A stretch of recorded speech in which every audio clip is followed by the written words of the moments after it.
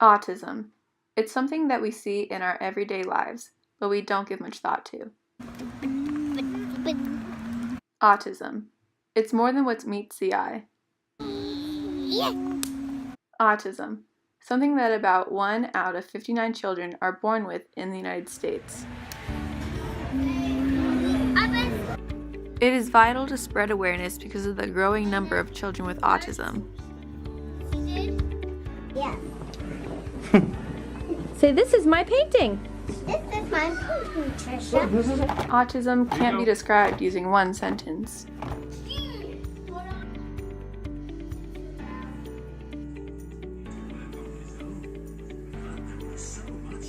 Soup? How do we make soup? And the water. In the water. And what do we do? So, what is autism? Autism is a label kind of given to individuals that is based off like a diagnosis, but autism just means that students or the individual just struggles with communication, behavior, or basic communication skills. And then, communication, social, and behavioral differences is really the 3 core things that go for the autism spectrum. Wrapping all of that, and they all integrate and overlap on top of each other.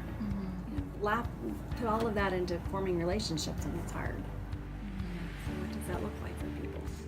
They're very good-hearted. They just really, are struggling to find their way, especially like in situations like school.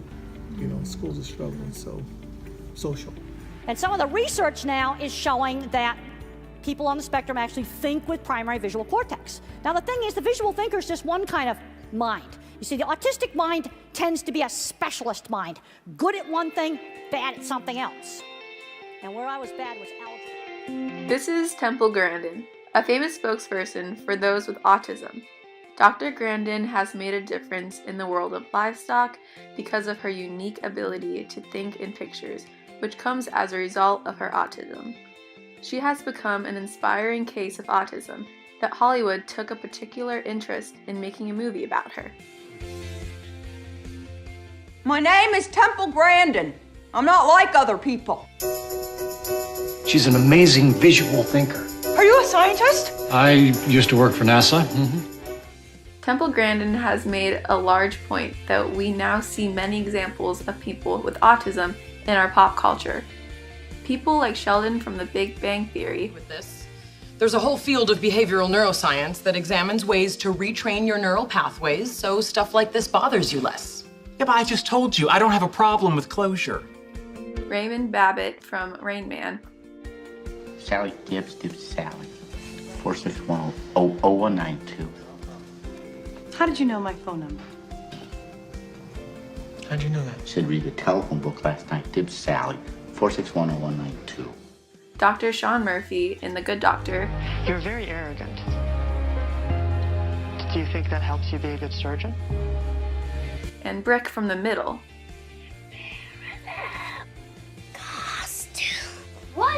Producers have even incorporated autism into educational children's shows. A great example of this is Julia from Sesame Street.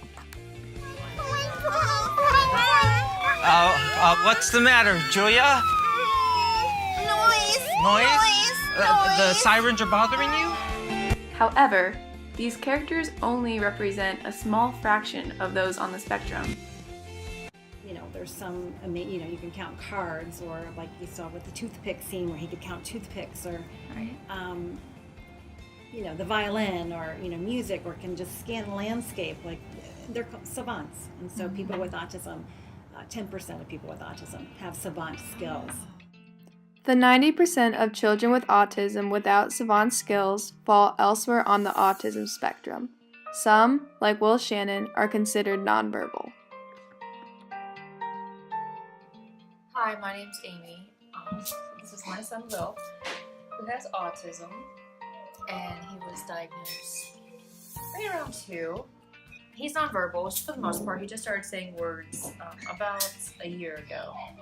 His first word was probably iPad. What's this? Let's have this. What? Pad. What? When he was diagnosed, I would say it was pretty obvious that he had autism. Most people, I think, know that autism involves impairments in 3 areas, usually socialization, and then a lot of people with autism have repetitive behaviors, and then issues with communication, whether or not they're verbal or not. He doesn't understand. He likes firing candles. It took me a year to teach him how to blow out his birthday candles. So he blew out his first birthday candles around 9. It took us a year. I kept cutting a straw down. I taught him how to blow through a straw, that would blow the candle out, and then I kept cutting the straw down more and more and more, and then I took the straw away to try to teach him that mechanism. Even though Will can't verbalize a lot of what he is thinking about, he has found a way to communicate what he wants to say to his peers, teachers, and his mom through the use of his iPad. His big thing is I need a break. Listen, what do you want? What do you want? I need a break. Oh, you need a break? Well, yeah, and then fun. So even like something like fun, yeah, of course he'll keep picking water balloons all day. When it's 50 outside. And you can put whatever you want on this. Yeah, you can do whatever you want and put your own pictures. So like for balloons, he's obsessed. So then he even says like, blow up, tie it, let it go, give it to me, please. And you can tell like the ones that I've done with no pictures anymore, because he can read.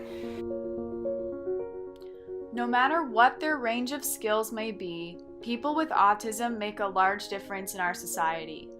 Oftentimes, they help us learn to appreciate simple parts of life rather than take them for granted. Many of those we interviewed had fun stories to share about their encounters with those with autism. He still has to figure out a way to calm down. So he does yoga, and so he'll just put himself in a yoga position. I mean, it's funny, I can just go, let's try some yoga. And he goes right in into his yoga position. And, Go ahead. Go ahead. She shares my dreams. I hope that someday I'll share her. Whoa, put your hands down.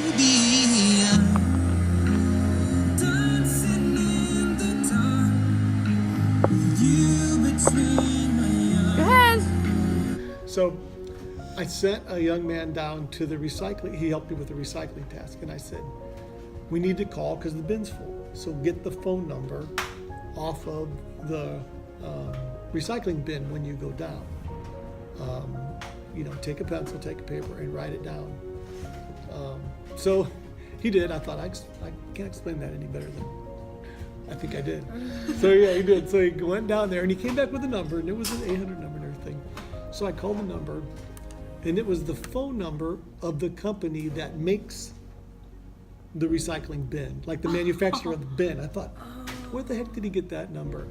And literally, when you lift the lid of the bin, this really little piece of boilerplate, less, smaller than like a little name tag, had a number on it. But because he lifted that bin every day to dump, that caught his eye. There's this huge sticker on the front of the thing. I mean, the 1-800 number is like this big going all the way across the bottom. He didn't even see that number. He didn't know how to go through prom or how to go upon proposing for prom. So we came in, we had to make a poster, and he thought about what he wanted to say, but eye contact is really hard for some students. So we had to come in and practice recording and count on how many times, so he would practice on looking and maintaining eye contact. So then we went through, he wouldn't get too nervous, but in the heat of the moment, he still got nervous and he looked away and went through. But the fact is, he was able to do it, he was able to communicate, and they went to the dance. You see, those with autism are not very different from us at all. Sometimes they just need a bit more comfort in social situations. We as students are capable of providing our peers with that sense of security, whether it be in the lunchroom or during a bell change. With you, and I honestly say this to people, take things where you struggle and just take them times 10. And that might be somebody on the autism spectrum and how they feel. The biggest thing is to be a friend and to stand up for each other. Be supportive. It's the ultimate in people with autism. 1 in 3 people living with autism in high school are bullied. It's just a huge bullying rate.